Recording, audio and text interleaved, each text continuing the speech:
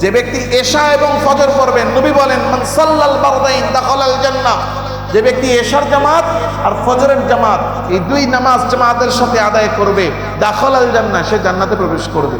আলহামদুলিল্লাহ আলহামদুলিল্লাহ নাহমাদুহু ওয়া নাস্তাঈনুহু ওয়া নাস্তাগফিরুহু ওয়া নু'মিনু বিহি ওয়া নাতাওয়াক্কালু আলাইহি ওয়া নাউযু বিল্লাহি মিন শুরুরি আনফুসিনা ওয়া মিন সাইয়্যাতি আমালিনা।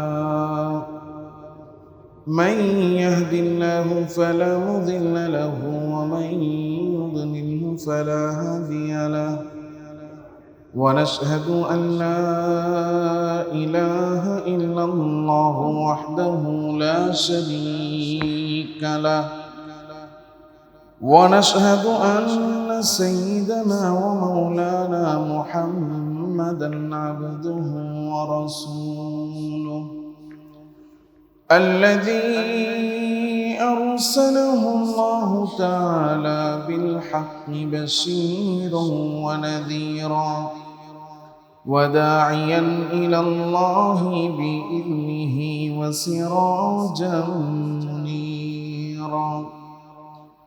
أما بعد فأعوذ بالله من الشيطان الرجيم. بسم الله الرحمن الرحيم. وسبح بحمد ربك قبل طلوع الشمس وقبل غروبها. اللهم صل على محمد وعلى آل محمد كما صليت على إبراهيم وعلى آل إبراهيم إنك حميد مجيد. اللهم بارك على محمد وعلى آل محمد كما باركت على إبراهيم وعلى آل إبراهيم إنك حميد مجيد. سبحانك لا علم لنا إلا ما علمتنا إنك أنت العليم الحكيم.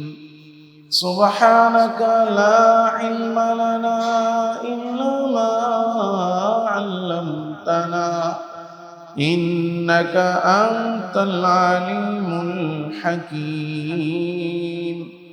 سبحانك لا علم لنا إلا ما علمتنا إنك أنت العليم الحكيم.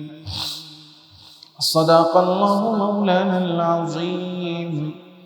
بارك الله لنا ولكم في القرآن العظيم ونفعنا وإياكم بالآيات والذكر الحكيم. সমস্ত প্রশংসা একমাত্র আল্লাহ সুবহানাহু ওয়া তাআলার জন্য, যে মহিয়ান গরিয়ান সর্বশক্তিমান দয়ালু দাতা মেহেরবান রব্বুল আলামিন মাওলাল করিম আল্লাহ সুবহানাহু ওয়া তাআলা আমাকে আপনাকে আল্লাহ তাআলার হুকুম জুমার নামাজ আদায়ের জন্য আল্লাহ তাআলার ঘর মসজিদে আল্লাহ তাআলার দেওয়া হায়াতের সময় কাজে লাগিয়ে আল্লাহ আমাদেরকে আসার এবং দিনই কিছু কথা বলা ও শোনার জন্য আল্লাহ আমাদেরকে বসার তৌফিক দিয়েছেন।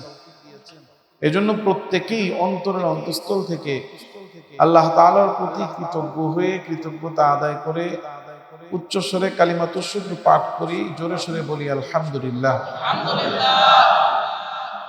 আল্লাহ তাআলা রব্বুল আলামিন যারা ঈমান এনেছে, আমরা ঈমানদার মুসলমান, এই পৃথিবীর সমস্ত মানুষের জন্য সর্বপ্রথম করণীয় ফরজ হলো যে ঈমান আনতে হবে। আর ঈমান আনার পরে মানুষের জন্য সবচেয়ে গুরুত্বপূর্ণ ফরজ হলো নামাজ আদায় করা। ঈমানের পরে সবচেয়ে গুরুত্বপূর্ণ ইবাদত, গুরুত্বপূর্ণ ফরজ কি? নামাজ, সালাত। আল্লাহ তাআলা রাব্বুল আলামিন নামাজকে আমাদের জন্য আবশ্যকীয় ফরজ করেছেন। একজন মানুষ যতক্ষণ পর্যন্ত সুস্থ আছে, দাঁড়ানোর মতো ক্ষমতা আছে, সে দাঁড়িয়ে দাঁড়িয়ে নামাজ পড়তে হবে। তার দাঁড়ানোর ক্ষমতা নেই, সে বসে বসে নামাজ পড়বে। বসে নামাজ পড়ার মতো শারীরিক সক্ষমতা নাই, শরীর একেবারে অসুস্থ, তো সে শুয়ে আছে, শোয়া থেকে উঠতে পারে না, নড়তে চড়তে পারে না, কিন্তু তার ব্রেন, মস্তিষ্ক এটা ঠিক আছে, তো সে শুয়ে ইশারায় ইশারায় নামাজ পড়তে হবে। যতক্ষণ পর্যন্ত মস্তিষ্ক বিকৃতি না ঘটবে, ব্রেন শক্তি, মেধা শক্তি যতক্ষণ পর্যন্ত অকেজ না হয়ে যাবে, ততক্ষণ পর্যন্ত নামাজকে ফরজ করা হয়েছে। নামাজ এত গুরুত্বপূর্ণ ইবাদত। এজন্য নামাজ প্রত্যেক মুসলমানের জন্য আবশ্যকীয় ফরজ। এমন ফরজ যে একজন ঈমানদার আর বেঈমানের পার্থক্যকারী, সেটা হলো নামাজ। ঈমানদার আর মুনাফিক, মুমিন আর মুনাফিকের পার্থক্য করা হয় যে আমলের মাধ্যমে, সেটা কি? নামাজ। আল্লাহ তাআলা রাব্বুল আলামিন তো বলেছেন, ফাইন তাবু ওয়া আকামুস সালাহ। কেউ ঈমান আনার পরে সর্বপ্রথম দেখো যে সেই নামাজ পড়ে কি। দেখবেন আমাদের দেশেও তো অনেক সময় অনেকেই ধর্ম কি করে, পরিবর্তন করে। তো আয়েশা বলে, আমি ধর্ম পরিবর্তন করেছি, মুসলমান হয়েছি। তো ধর্ম পরিবর্তন করে, এটা দাবি করে ঠিক, নামাজ পড়ে না। খবর নিলে দেখা যায় আসলে হয়তো বিয়ে করবে মুসলমান মেয়েকে, এই জন্য নামে ধর্ম পরিবর্তন করছে।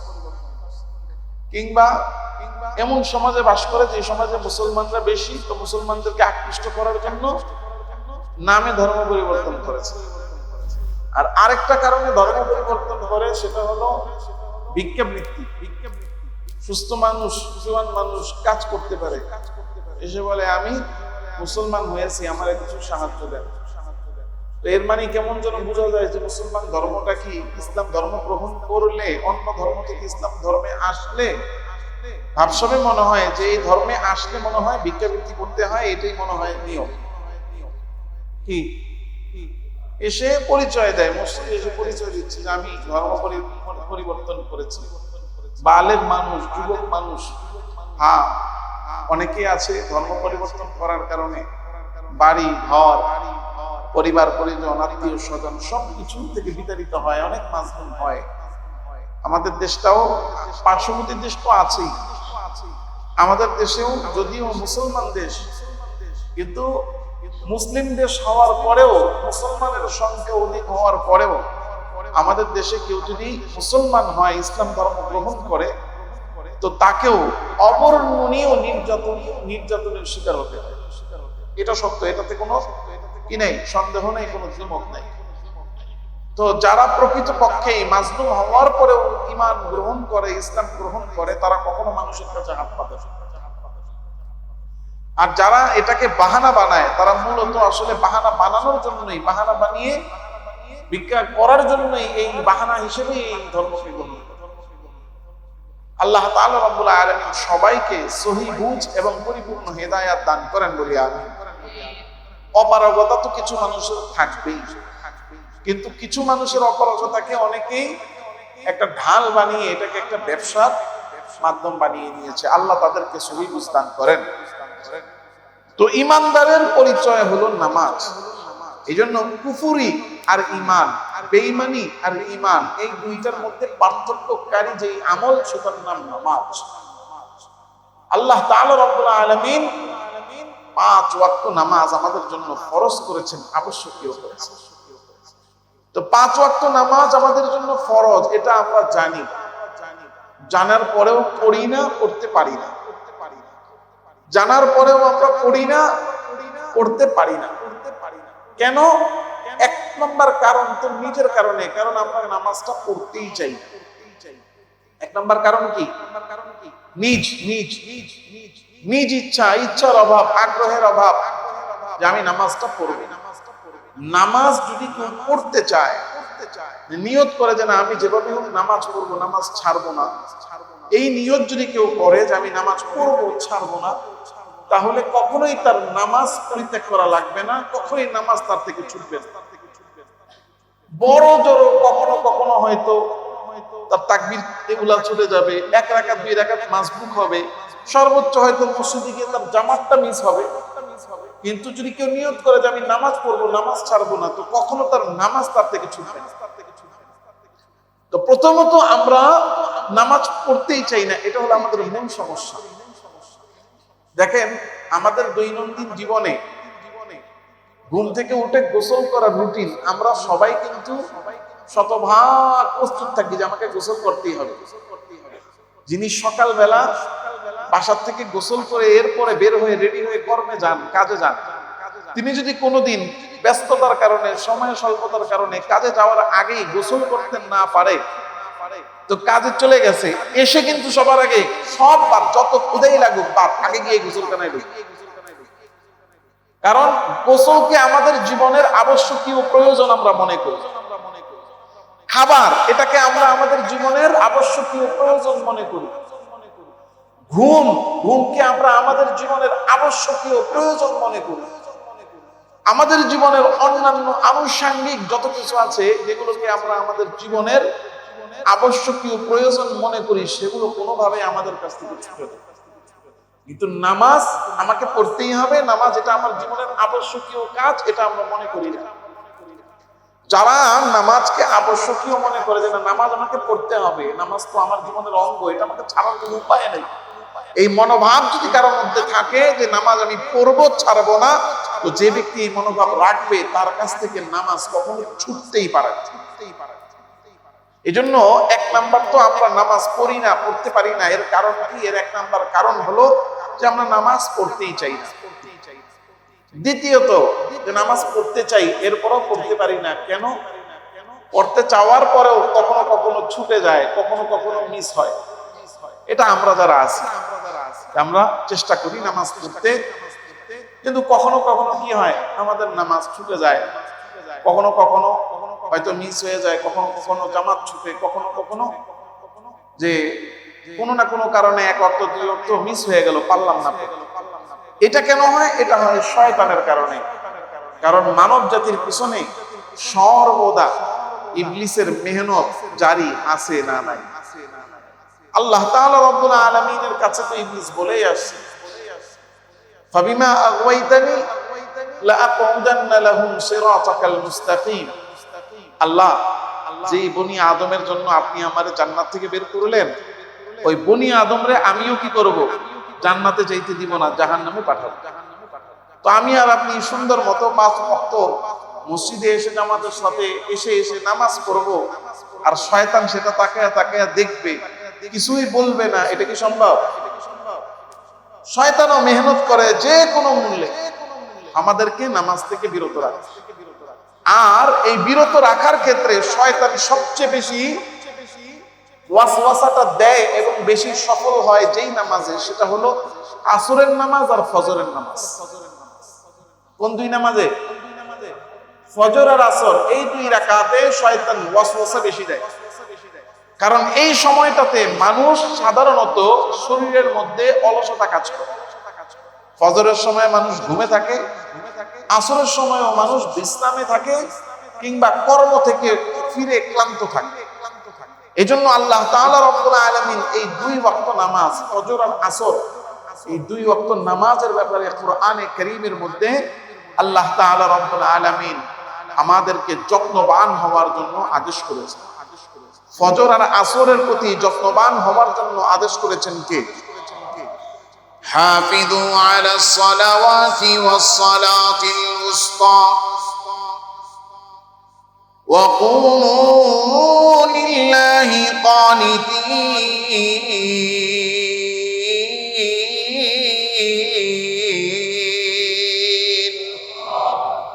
আল্লাহ তাআলা রব্বুল আলামিন ডাক দিয়ে বলতেছেন, ঈমানদাররা, হাফিযু আলাস সালাওয়াত, 5 ওয়াক্ত নামাজের প্রতি যত্নবান হও। 5 ওয়াক্ত নামাজ যথাযথভাবে আদায় করো, যত্নের সাথে গুরুত্বের সাথে আদায় করো।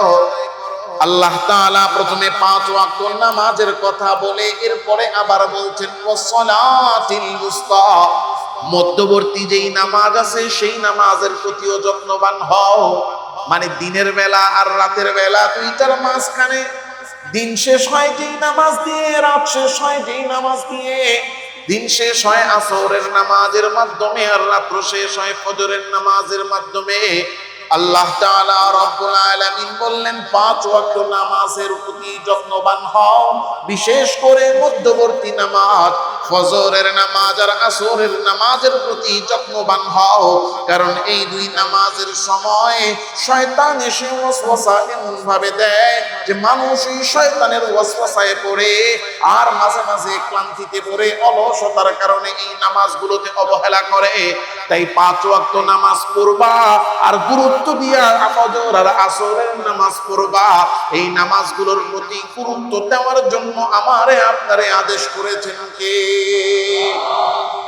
আল্লাহ বলে দিলেন এই হাফিজু আলাস সালাওয়াত ওয়াস সালাতিল উসতা, মধ্যবর্তী নামাজের প্রতি গুরুত্ব দাও।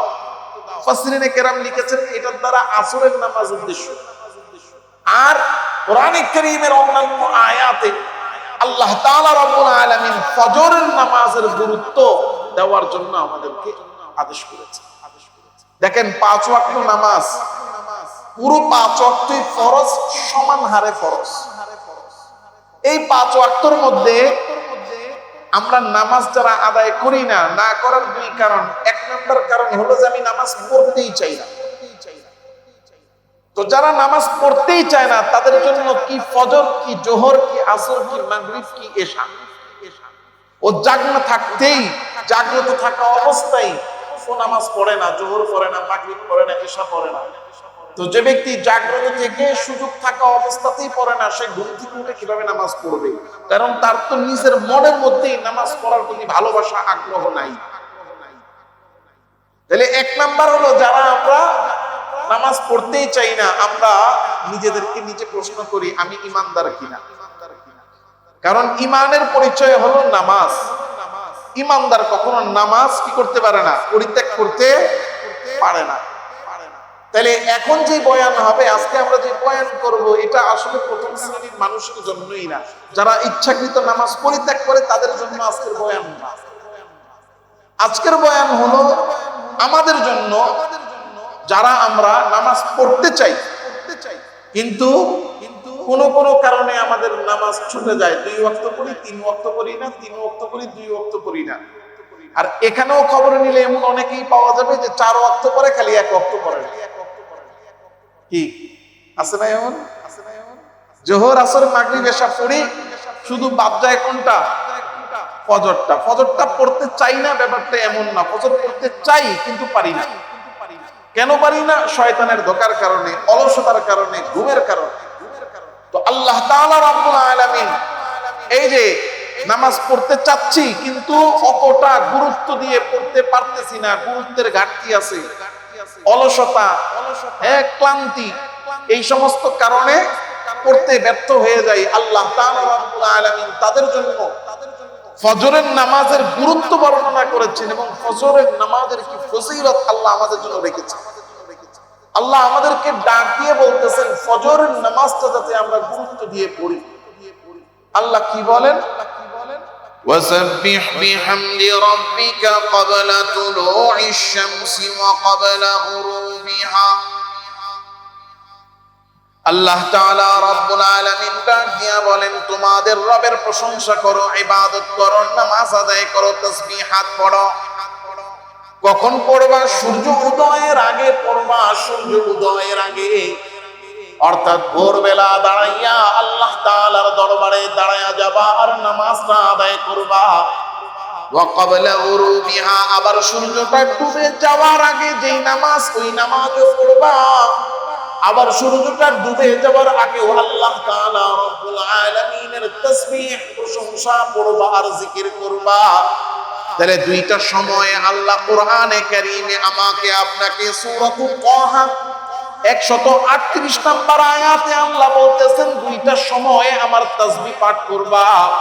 একটা হলো সূর্য উদয়ের আগে, আরেকটা হলো সূর্য ডুবার আগে। সূর্য উদয়ের আগে মানে ভোরের আগে, আরেকটা হলো সূর্য ডুবার আগে, একটা হলো সন্ধ্যার আগে। অর্থাৎ রাতের বেলা ঘুম থেকে উঠে ফজরের আগ পর্যন্ত যে সময়, এই সময়টা হলো তাসবিহ করার সময়, আল্লাহর প্রশংসা করার সময়। আর আসর থেকে নিয়ে মাগরিব, এই যে সময় সূর্য ডুবার আগের সময়, এই সময়টা হলো তাসবিহ পড়ার সময়। তাসবিহ পড়তে হবে কার? আমার কথা কি বুঝতেছেন? এটা ইবাদতের সময়। এখন আমরা ফজরের আগে থাকি ঘুমে, আর আসর থেকে মাগরিব এই সময় থাকি আড্ডায়, খেলাধুলায়। অথচ এই দুইটা সময় হলো তাসবিহ পড়ার সময়। এই দুই সময় কিসের সময়? তাসবিহ পড়ার সময়। কিন্তু এই দুই সময় আমাদের কাটে সবচেয়ে বেশি গাফলতে, সবচেয়ে বেশি অবহেলায়, সবচেয়ে বেশি আল্লাহ তাআলার নাফরমানিতে, আল্লাহকে ভুলে থাকার। কারণ আসর থেকে মাগরিব এই সময়টা হলো আমাদের ক্লোজিং টাইম। ব্যাংক, অফিস, আদালত এগুলো ক্লোজ হয়। এখন তো মার্কেটও 7টায় বন্ধ, এর মানে আবার 7টা বাজে এখন মাগরিবের নামাজ। সেই হিসেবে আসর থেকে মাগরিব এই সময় ক্লোজিং টাইম। এই সময় আমরা সম্পূর্ণ দুনিয়াবি কাজে ব্যস্ত থাকি, আল্লাহর কথা আমাদের স্মরণেই থাকে। কিন্তু এই সময়টা হলো আল্লাহ তাআলার তাসবিহ করার সবচেয়ে গুরুত্বপূর্ণ সময়। তো আল্লাহ তাআলা রাব্বুল আলামিন আমাকে আপনাকে ফজরের নামাজের গুরুত্ব বুঝাচ্ছেন, যে ওই সময় তাসবিহ পড়ব, নামাজ পড়ব। ফজরের নামাজের গুরুত্ব কত বেশি আল্লাহ কোরআনে কারীমে বলছেন, ওয়াল ফাজরি, ফজরের কসম। কোরআনে কারীমে আল্লাহ তাআলা রাব্বুল আলামিন বিভিন্ন জিনিসের কসম খেয়েছেন। আমি আপনি আমরাও কসম খাই। আমরা কসম খাই কেন? আমরা কসম খাই আমাদের কথার সত্যতা বুঝাইতে। ভাই আল্লাহর কসম, এটা 10 টাকা দা বেচলে আমার 2 টাকা লাভ হবে, এর বেশি লাভ হবে না। বলি না? কেন বলি? খোদার কসম, এটা কিনা দামে দিয়ে দিলাম। কেন? তারে বুঝাইতে যে আপনি আর কম দিতে চাইেন না। হ্যাঁ, নিজের কথার সত্যতা বুঝাইতে। আল্লাহর কসম, আমি যাই নাই, আমি খাই নাই, আমি ধরি নাই, আমি মারি নাই। কেন কসম খাই? কথার সত্যতা বুঝাইতে। মানুষের কথার সত্যতা বুঝাইতে কসম খাওয়া লাগে, কারণ মানুষের কথা মিথ্যাও হয়, সত্যও হয়। মানুষের কথা মিথ্যা হওয়ার সম্ভাবনা আছে, এই জন্য সত্য প্রমাণের জন্য কসম খাইতে হয়। আল্লাহ তাআলার কথা কি মিথ্যা হতে পারে? আল্লাহ যা বলেন তাই সত্য, তাহলে আল্লাহ কসম খাইলেন কেন? আল্লাহ কসম খান 2 কারণে। বলেন কয় কারণে? 1 নাম্বার, কসম খায়া যেই কথাটা আল্লাহ বলতেছেন সেই কথাটা বড় দামি কথা, গুরুত্বপূর্ণ কথা, এটা বুঝাই। আর দ্বিতীয় কারণ হলো, মানুষ কসম খায় সবচেয়ে বেশি দামি জিনিসের। সবচেয়ে দামি জিনিস কি বলেন তো? হ্যাঁ বলেন বলেন, সবচেয়ে দামি কে? সবচেয়ে দামি আল্লাহ। এজন্য বান্দা, মানুষ কসম খাবে শুধু আল্লাহর। আল্লাহ ছাড়া অন্য কিছুর নামে কসম খাওয়া জায়েজ নাই। এজন্য আল্লাহর নামে মানুষ কসম খায়, সবচেয়ে দামি জিনিস। এখন আল্লাহ কার কসম খাবেন? আল্লাহর চেয়ে দামি তো আর কিছু নাই। আল্লাহ তাআলা রাব্বুল আলামিন এই জন্য যেই জিনিসের কসম খান, মানুষের জন্য ওই জিনিসটা বড় দামি, বড় মর্যাদাবান। এটা বুঝাইতে আল্লাহ কসম খান। যেমন আল্লাহ কসম খেয়েছেন ওয়াল আসর, সময়ের কসম। মানুষের জন্য সময়ের চেয়ে দামি আর কিছু নেই। সময়ের চেয়ে দামি আর কিছু আছে? সময়ের চেয়ে দামি আর কিছু নাই। সময়ের চেয়ে দামি যে কিছু নাই, এটা বোঝা যায় যখন আপনি হাসপাতালের বেডে বসে থাকবেন, শুয়ে থাকবেন। আল্লাহ, হায়াতটা যখন ফুরিয়ে যায় তখন বোঝা যায় সময়ের দাম কত। পরশুদিন রাত্রে এক জানাজা পড়ে দাফন দিছি আমার এক চাচাতো বোন, আমার চেয়ে 10 থেকে 11 বছরের ছোট, বয়স 20-25, সম্ভবত নর্থ সাউথে না কোথায় পড়তো, ভার্সিটিতে। একবারে টকবগে যুবতী। আমি একেবারে ছোটবেলা যখন কিনা জন্ম হয়েছে তখন দেখছি, এরপর আর দেখি নাই।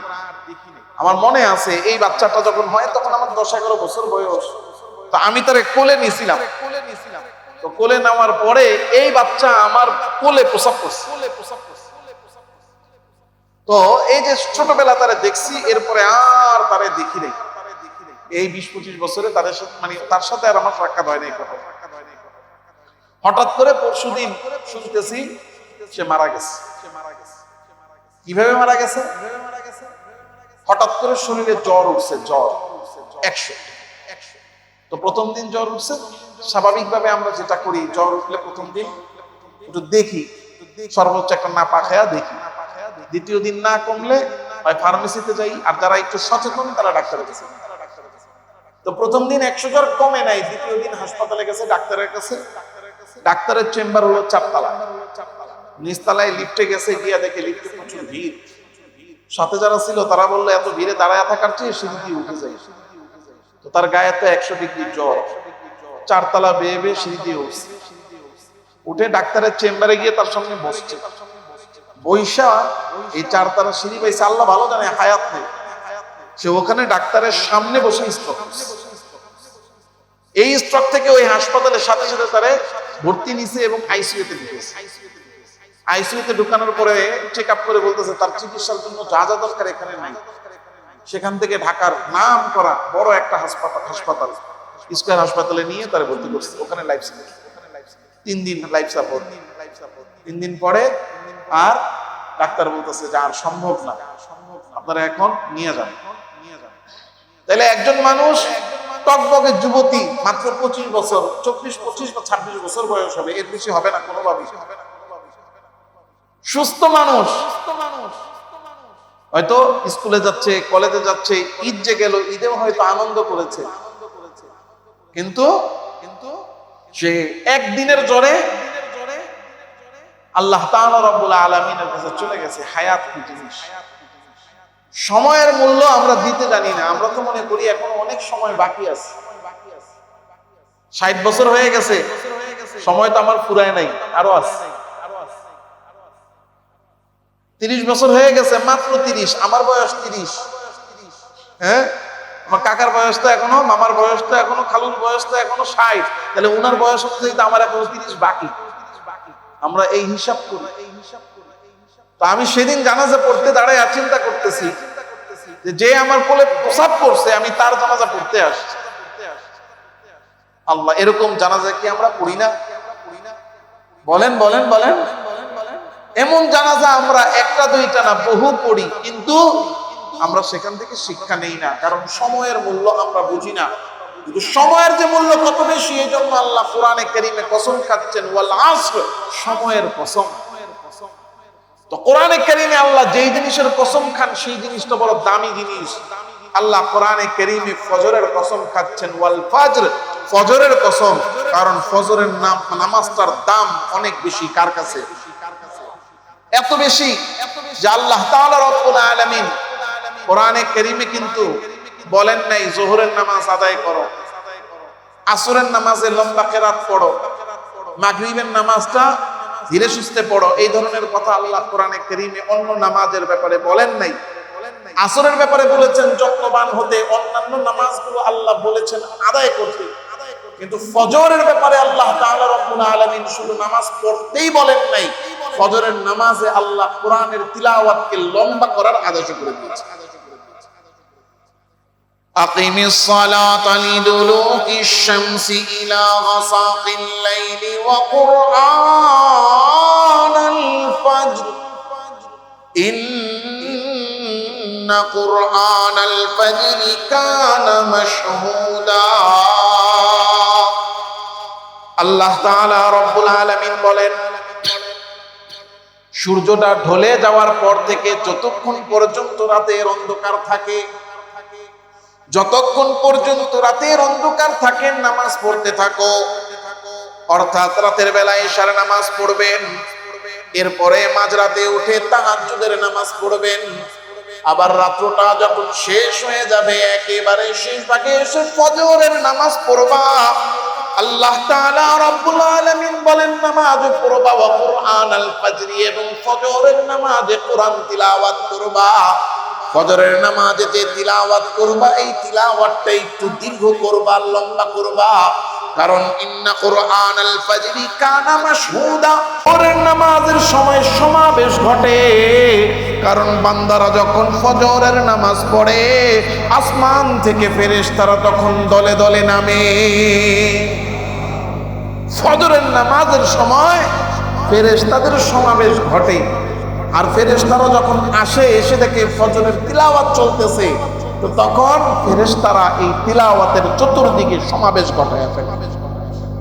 এজন্য ফজরের নামাজ আল্লাহ তাআলা রব্বুল আলামিনের কাছে বড় দামি নামাজ, ঈমানদারের জন্য বড় গুরুত্বপূর্ণ নামাজ। কারণ ফজরের নামাজে উপস্থিত হতে পারা এটা হলো ঈমানের পরিচয়। ঈমানদারের ঈমানি পরিচয় হলো ফজরের নামাজ কি করতে পারা, পড়তে পারা, আদায় করতে পারা।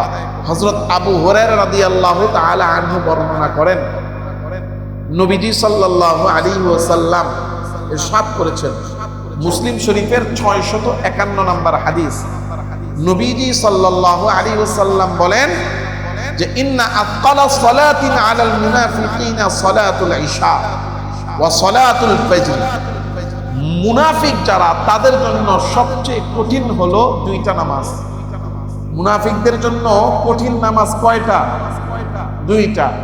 একটা হলো সালাতুল ইশা, ইশার নামাজ, আর একটা হলো সালাতুল ফজরি, ফজরের নামাজ। নবীজি বলতেছেন লাউ ইয়ালামুনা মা ফীহিমা, যদি মুসলমানরা জানতো যে ফজর আর ইশার নামাজ পড়ার মধ্যে কি ফজিলত আছে, তাহলে তারা হামাগুড়ি দিয়া হইলেও ফজর আর ইশার নামাজে তারা এসে কি হইতো, শরীক হইতো। ফজরের নামাজের গুরুত্ব এত বেশি। ফজরের নামাজে শরীক হতে পারা এটা হলো ঈমানের পরিচয় বহন করে।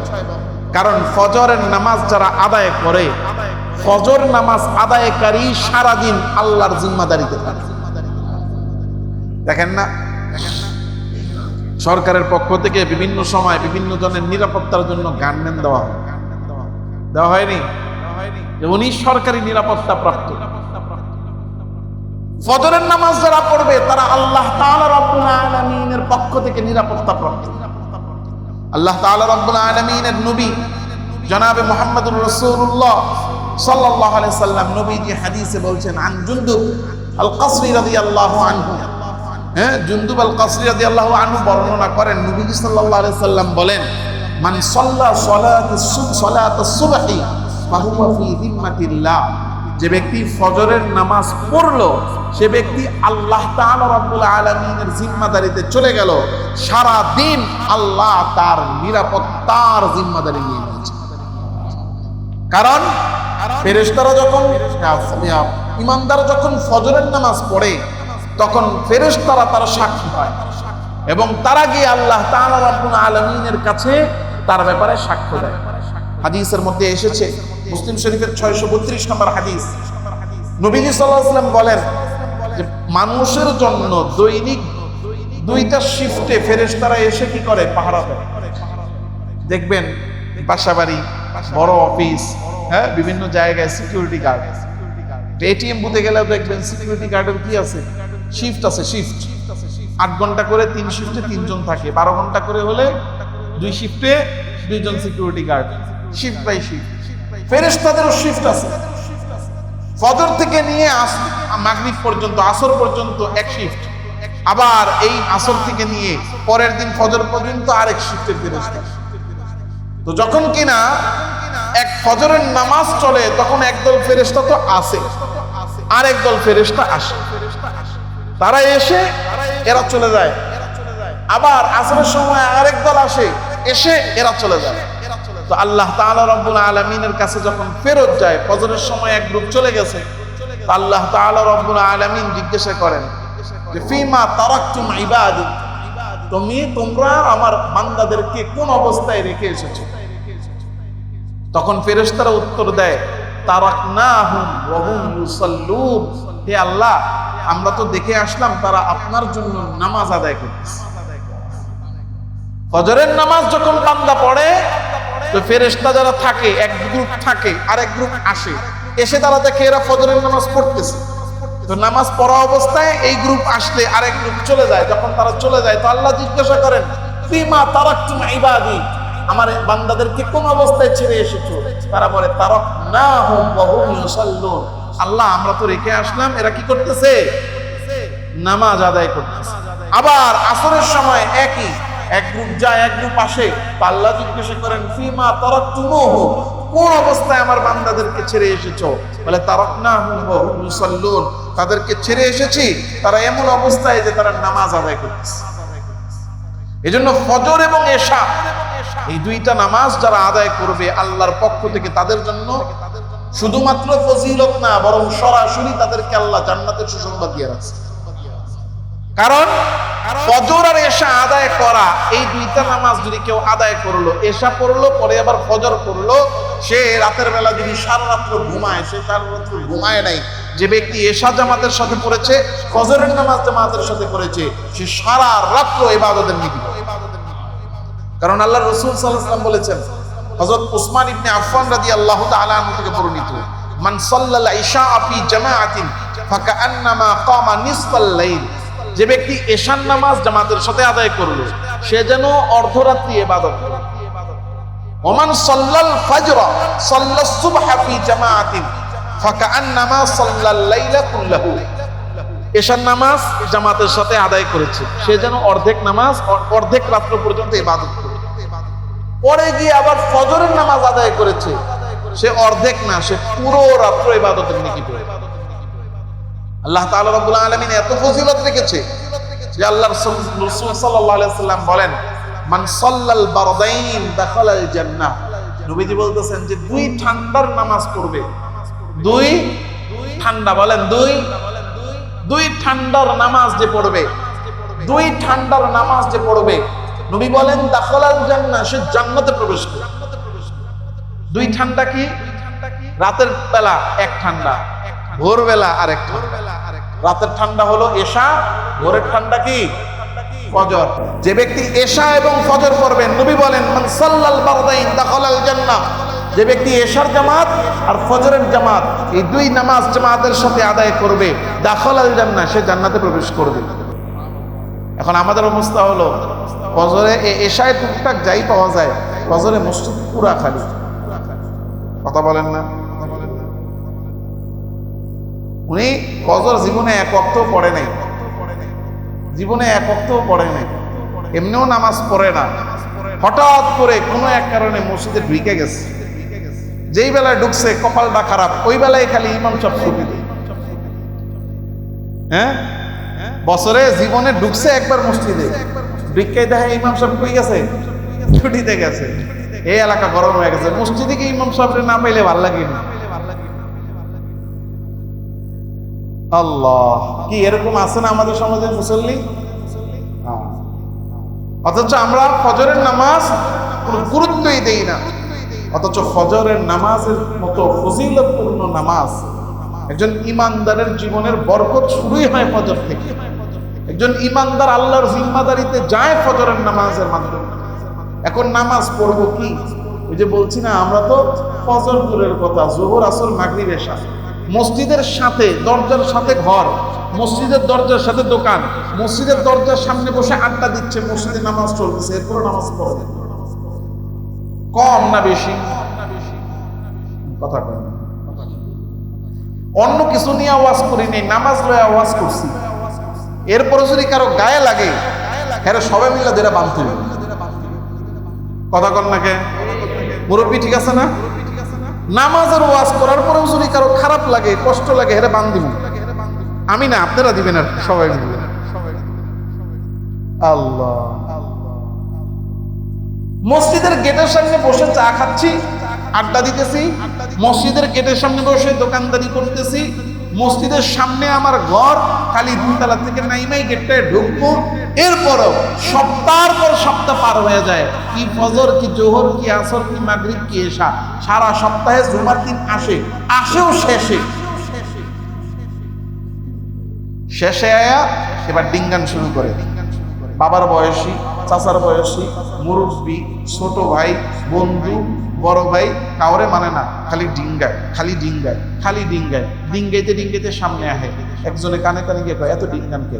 বেটা, আমার বাড়ি হলো মসজিদের পাশে, আমি সামনে না বলে কেডা বলবি? না।